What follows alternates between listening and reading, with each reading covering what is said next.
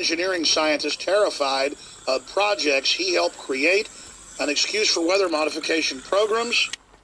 Dr. Matthew Watson from Bristol University in the UK told the media recently that he's terrified by many of the geoengineering projects currently in the works to thwart man-made climate change, a phenomenon being hawked as an excuse for weather modification programs by many in mainstream science as a threat to humanity.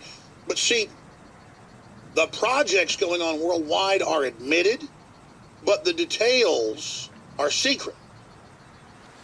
The patents are public, that they add the barium salts, aluminum dioxide, and some radioactive isotopes to the kerosene jet fuel. Then the pilots, everybody don't know what's going on. The airlines don't even know what's going on. And then they become aerosolized dispersal units. Then they put in kids' textbooks. We showed this about 6 years ago. In a mainline textbook being used all over the country. Look that up. Textbook teaches kids about chemtrails, I think was the headline. And it says, yes, we have patents. It's added to jet fuel. It goes through the jet engine and puts a sunscreen, was the quote, up there to protect you from global warming. There's a whole giant global secret project going on. They tell adults it isn't happening, and then it's in textbooks it is. A system not aware of it. Well, there's a literal breakaway civilization operating in plain view, jacking our food, our water, the drug supply, everything. What I know is so insane, I can't believe it. What is admitted is so over the top, I can't even comprehend it. Can you imagine what they're doing? There's a reason they act like we don't exist and don't care. There's a reason the elites are so arrogant. Because they got privy to the life extension technologies, you name it. Does it mean they're immortal? No. It means, though, they're going for it. Under assault right now. It's not alarmism. It's not exaggeration.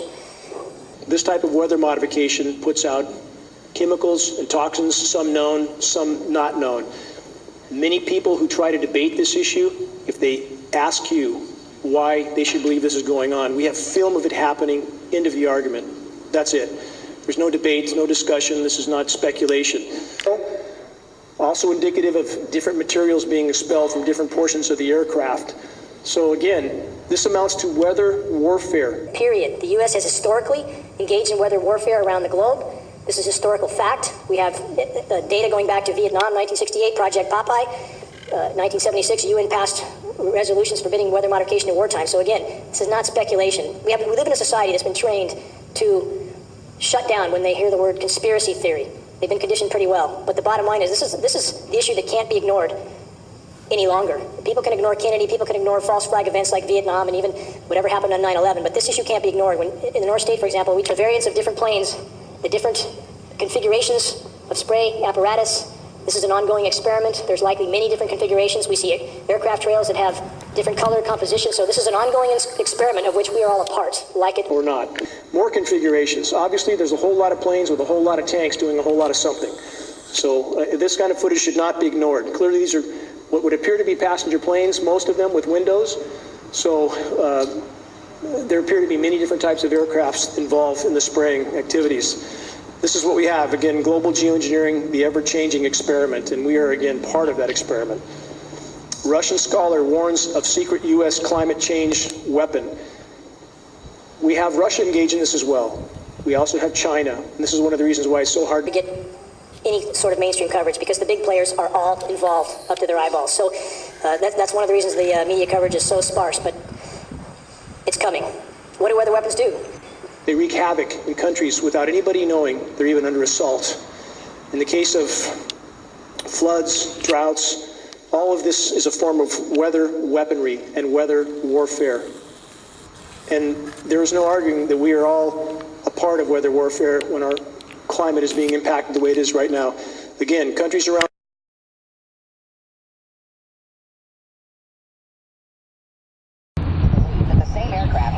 experimental chemical additives in the air as chemical contrails or chemtrails. In this way, government agencies can either manipulate the weather or counteract global warming. But some people claim chemtrails are harming an unsuspecting public.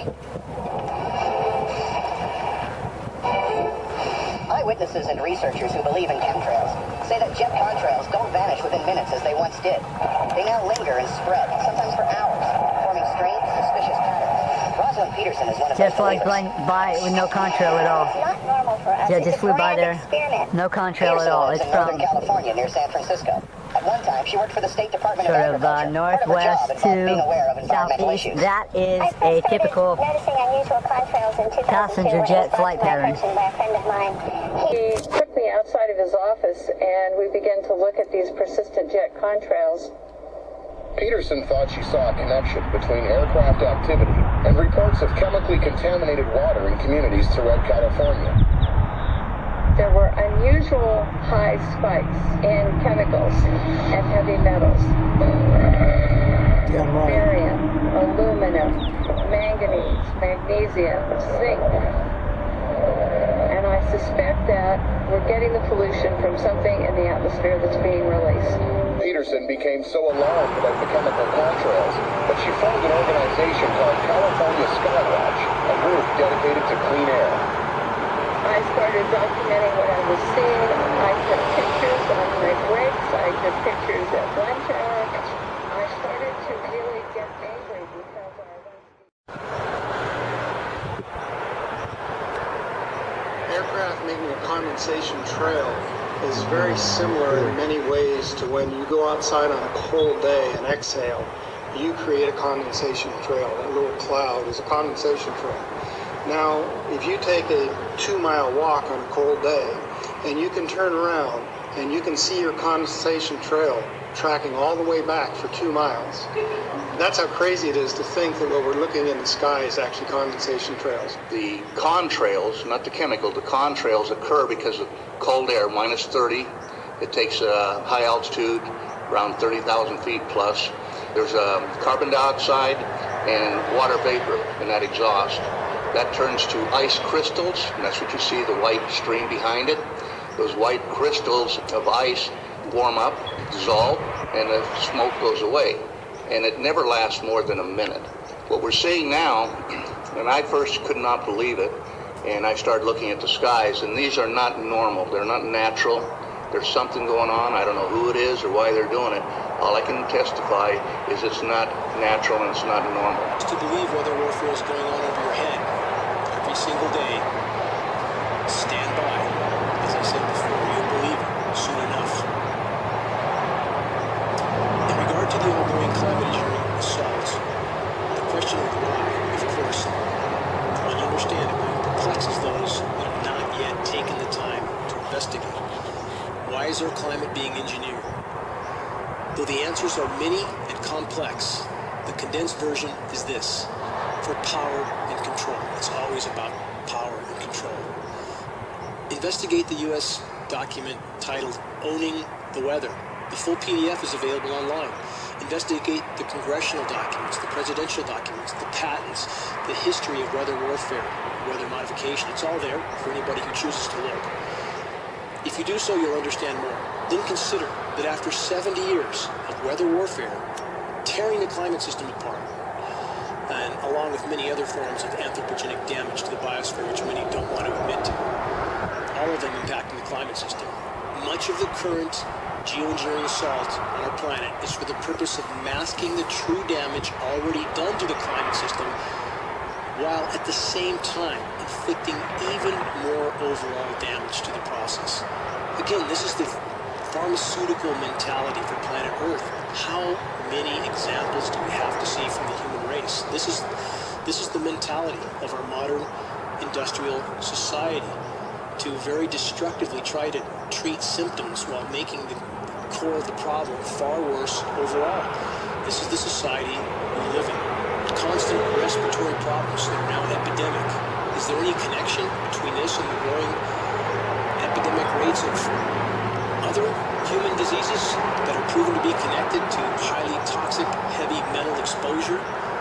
Lab tests from around the globe have long since proven a mountain of heavy metals like aluminum, barium, and strontium are raining down on all of us. These metals are the primary elements named in climate engineering patents. Yes, this is connected to the dirty, dingy, often checkerboard striped toxic mess that we see in our skies day in and day out.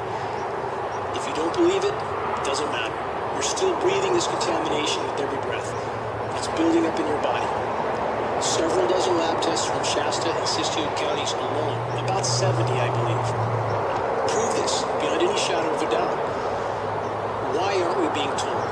Why don't meteorologists and institutions like the Weather Channel say a word about climate engineering? Because they're owned by corporations like Blackstone and Bain Capital.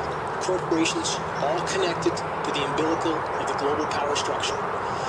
Does anyone believe the paid actors at the Weather Channel would tell the truth about climate engineering, knowing their jobs, or perhaps much more, depend on them saying whatever they're told to say? Perhaps we could ask Weather Channel meteorologist Nicholas Wilfkin. Unfortunately, though, we can't, because he died last month. And what Fox News said was, quote, an apparent suicide. His car was crashed through an Atlanta parking garage and plowed into an adjacent hotel. That's a strange way to commit suicide.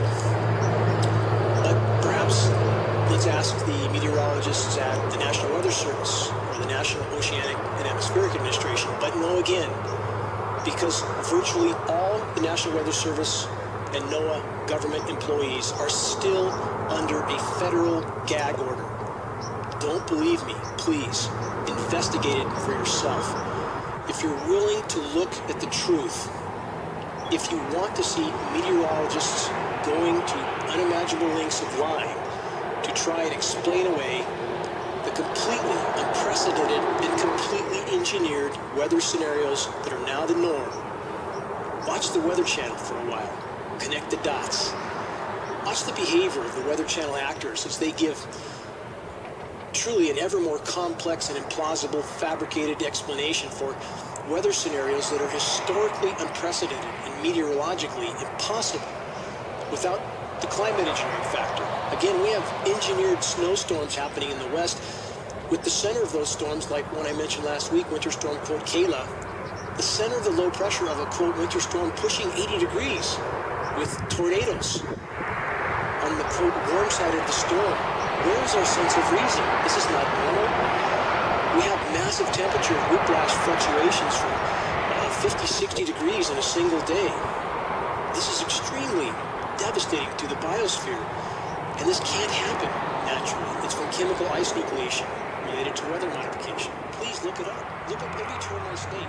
You'll find it.